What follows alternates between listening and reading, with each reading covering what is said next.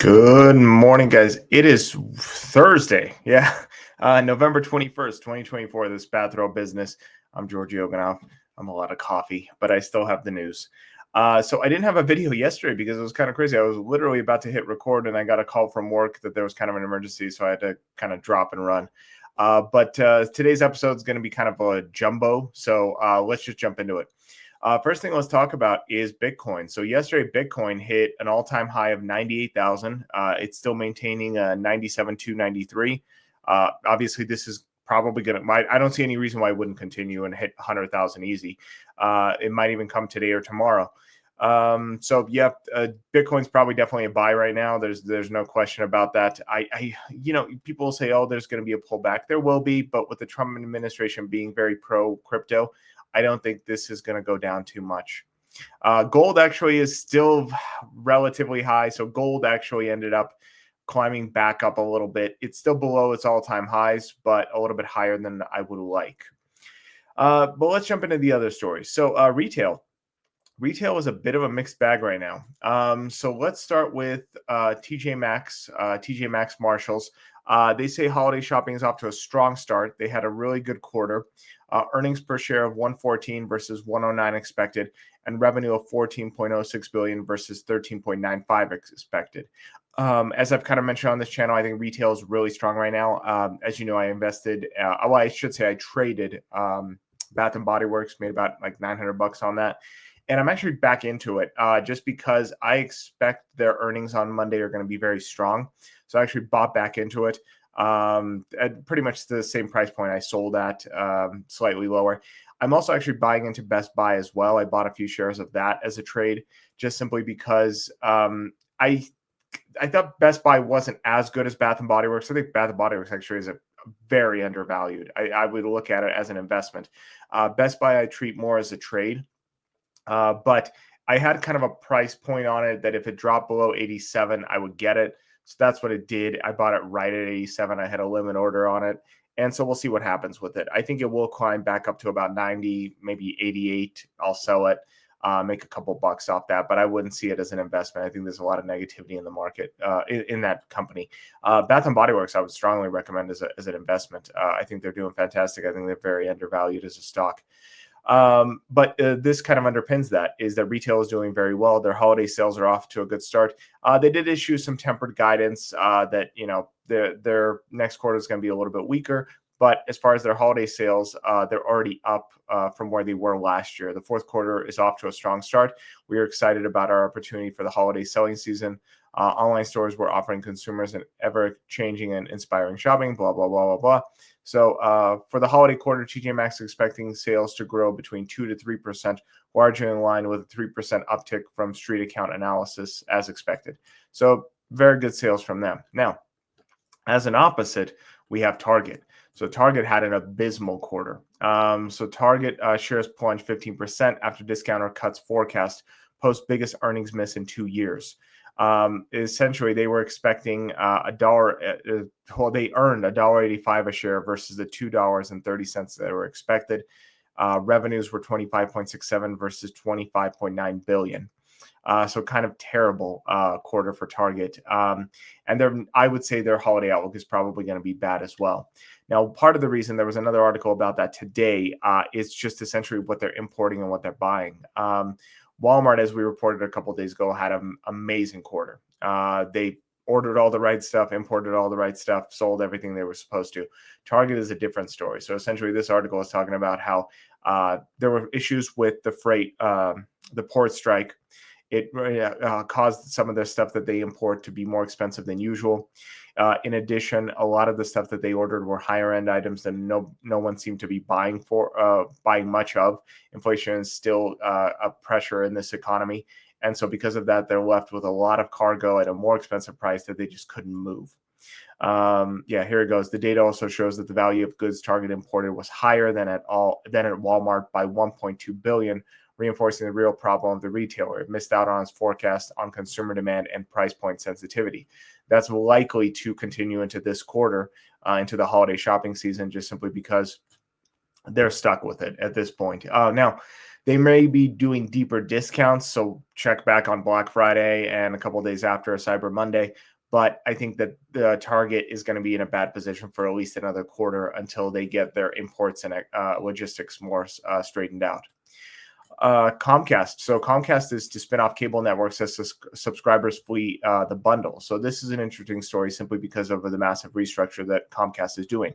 So they're selling networks like CNBC, MSNBC, and E. But in addition, they're selling off companies like Sci-Fi, Golf Channel, USA, and Oxygen. So all that is being spun off. There are other television networks, like for example, what was it? NBC Universal, their main television, just regular broadcast network, actually is delivering pretty solid results, which is surprising. But I guess it makes sense because if you don't have to pay for it, you could still get viewership. Whereas if you're paying for it, you're competing directly with streaming services. But NBC Universal is doing fantastic as well as their Peacock branch. But these little channels are not. It surprises me that they're not all spun into Peacock as one master app. There's a lot to streaming that is incredibly legal and incredibly tedious and incredibly costly when you're doing stuff like this. But for some reason, these companies can't or aren't spin to the Peacock network and are not profitable for them. This could be a scenario that another company like Paramount or HBO Max or with Times Warner comes in and purchase these to expand their selection. But seeing as how both of those companies are in pretty bad shape, I don't know if it would be justified. Someone like Disney could probably come up and buy these brands, but I don't know if they will. So it's interesting to see what's going to happen. More than likely, some private equity group is going to step in and purchase them.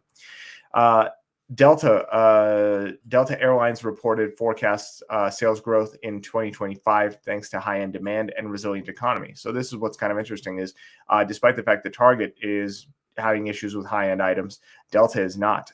Delta has very strong reported earnings, very strong quarter, and is reporting that their higher-end items, their first class, their business class, all their upgrades are selling at a fantastic pace and likely to continue into 2025. This is one of the things we've reported on before. I would always treat air travel as a luxury, just simply because vacations are not a must. And so the fact that this high-end air travel is up shows that there's a lot of strength in this economy. I always treat that as a barometer. Next story I'm going to talk about. I'm going to mention this story in passing. I'm just going to mention this story in passing. So Google must sell Chrome browser to move to end monopoly on internet, according to the DOJ. So we've talked about this before, that Google has antitrust suit against. They say do what you love, and it has an antitrust suit against it. And one of the suggestions the DOJ is making is sell off Chrome and it all goes away. Now, I don't think this is going to happen. I don't think it's going to happen at all. I think that this is just a plea deal. They're offering them a settlement. I don't think that Google's going to take it, especially with an incoming Trump administration. I think they're going to play the odds and go long and just try to fight this, especially with the power and legal teams that they have. Now, if Lena Khan was staying in, I would say take the deal. But with Lena Khan leaving, I know she's not part of the DOJ. I know she's the FTC. I'm just saying that shows the general trend of the administration. If they were to keep someone like Lena Khan, you would show that they would be very pro aggressive DOJ actions against big tech companies, against big business. But with people like that leaving the administration, it's probably unlikely that this is going to move forward. Remember, back in the day, even Microsoft didn't have to break up, and they were much smaller in comparison to what Google has built. Next story I'm going to share with you guys. I'm actually not going to talk about Doge. I was going to talk about the Doge administration, but honestly, I think it's mostly a nonsense story, so I'm actually not going to talk about it. I'm just going to talk about one last story, and that is the Union Pacific's Asher Adams Hotel. So down at the Gateway, the Union Pacific has been rebranded into a luxury hotel, the Asher Adams Collection, part of Marriott. And inside, they maintain the 1908 Union Pacific Depot. I think this is a gorgeous building. I'm really glad they did. This was one of my primary concerns when they were going into construction. I thought they were going to tear this down. They didn't. I think that's a fantastic move. It gives this this hotel has such history, regal appearance, beauty that you just don't get nowadays. I think it's a connection to history. I think it's a great way to restructure and revamp old architecture. That's kind of the nerd in me, but I think this is fantastic. I remember when I was in Boston, I was in a hotel. I was visiting my friend Brandon. I was there and we visited a hotel. I want to say it's the Liberty Hotel. It's an old jail that they revamped into a hotel. I know that doesn't sound good, but it actually was. It was gorgeous. It was something. It was the way they rebuilt it and they refurbished the existing structure, trying to pay homage to the history. Even though a jail or prison isn't necessarily a place you want to pay homage to, somehow it worked. And I think this is a fantastic thing as well. There's better pictures online. This actually came up on my Instagram feed. I think that there are better pictures if you go to just online and search it. I don't think Axios took the best images, but the hotel looks gorgeous. And I think it's a fantastic thing to do. And I think it's great for downtown as well, driving more hotels, more conventions, more business into downtown, as we're kind of in the midst of a downtown revitalization project, even though I don't think it needed it. It's definitely happening. There's more bars going up, more hotels. There's construction on every corner. It's definitely revitalizing the area.